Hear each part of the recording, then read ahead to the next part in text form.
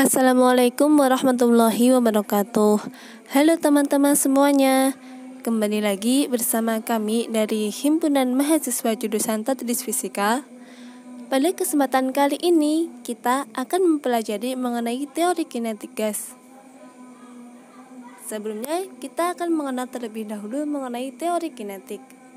Teori kinetik merupakan suatu teori yang secara garis besar adalah hasil kerja dari Kurt Rutherford, James Joule, dan Maxwell yang menjelaskan mengenai sifat-sifat zat berdasarkan gerak acak terus-menerus dari molekul-molekulnya. Di dalam teori kinetik gas terdapat suatu gas ideal.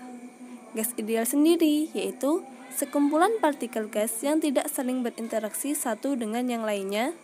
Artinya, jarak antar partikel gas sangat berjauhan dan bergerak secara acak.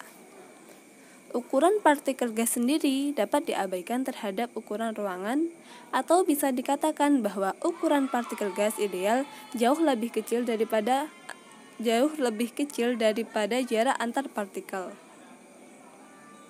Nah, dari pernyataan di atas kita dapat mengetahui bahwa gas ideal adalah 1. Terdiri atas partikel dalam jumlah banyak dan tidak ada gaya tarik-menarik antar partikel.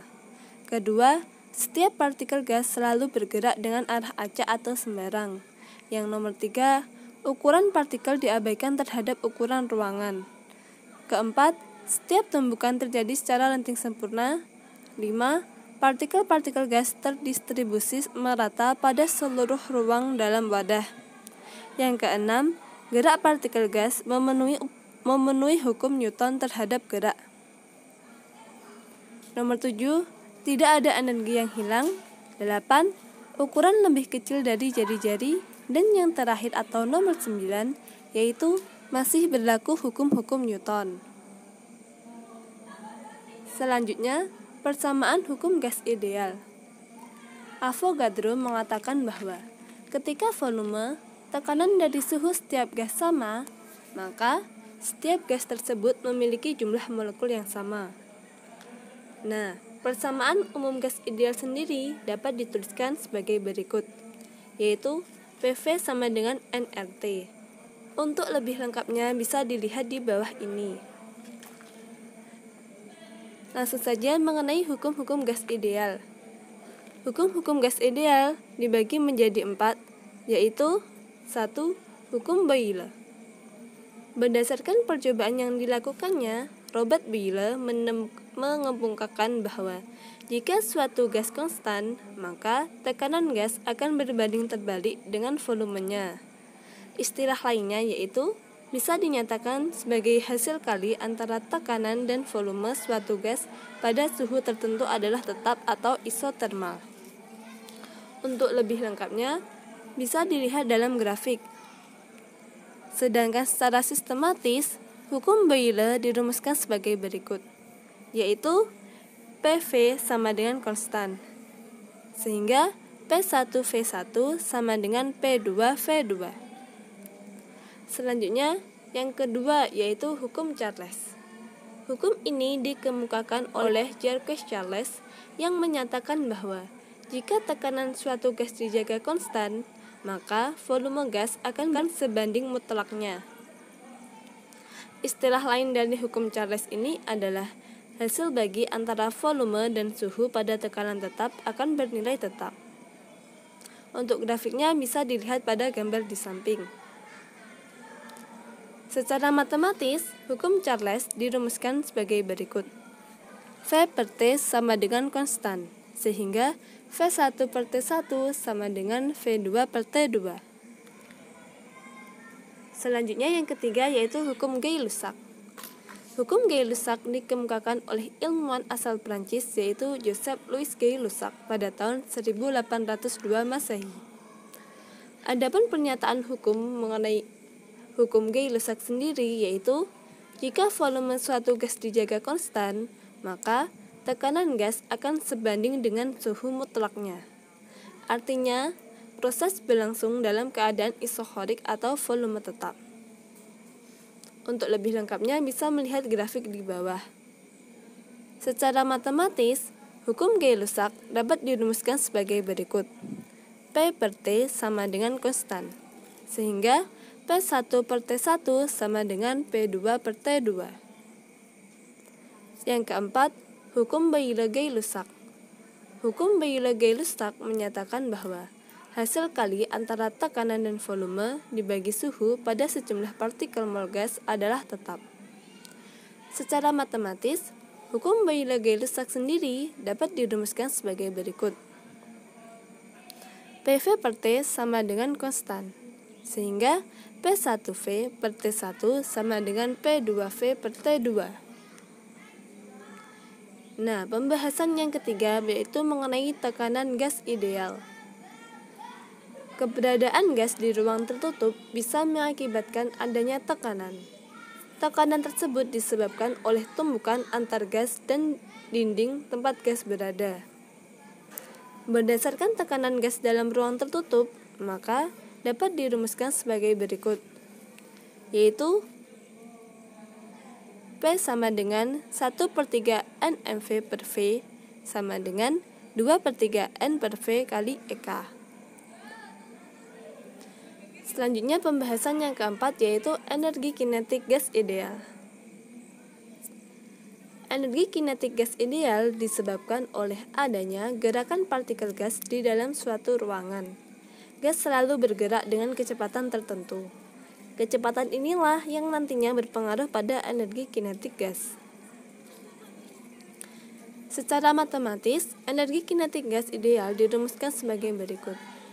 EK sama dengan 3/2 kT sama dengan 3/2 nRT sama dengan 3/2 nRT. Nah, ini penggunaan rumus-rumus ini tergantung dari apa yang diketahui dalam soal.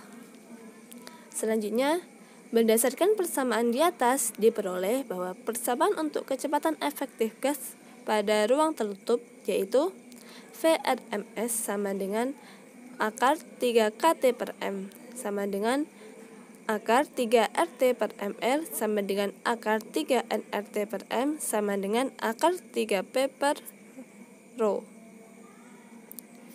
Nah, pembahasan yang terakhir yaitu energi dalam gas ideal. Energi dalam suatu gas ideal berdasarkan derajat kebebasan suatu gas, seperti gas monoatomik atau gas diatomik. Nah, ini disimbolkan dengan U. Adapun persamaannya adalah sebagai berikut. 1. Energi untuk gas monoatomik seperti He, Ne, dan Ar, yaitu U sama dengan EK sama dengan 3/2 NKT sama dengan 3/2 nRT. Yang kedua yaitu energi dalam untuk gas diatomik seperti O2, N2, dan H2. Energi untuk gas diatomik sendiri dibagi menjadi 3, yaitu yang pertama pada suhu rendah, yaitu kurang lebih 300 Kelvin. U sama dengan EK sama dengan 3/2 NKT sama dengan 3/2 nRT. Sedangkan untuk pada suhu sedang, yaitu di kisaran 500 derajat Kelvin, yaitu U sama dengan EK sama dengan 5/2 NKT sama dengan 5/2 nRT. Dan yang terakhir yaitu pada suhu tinggi, yaitu di kisaran 1000 derajat Kelvin. Untuk rumusnya yaitu U sama dengan EK sama dengan 7/2 NKT sama dengan 7/2 nRT. Nah, di sini terdapat latihan soal. Akan tetapi, sebelumnya kita akan membahas satu soal terlebih dahulu.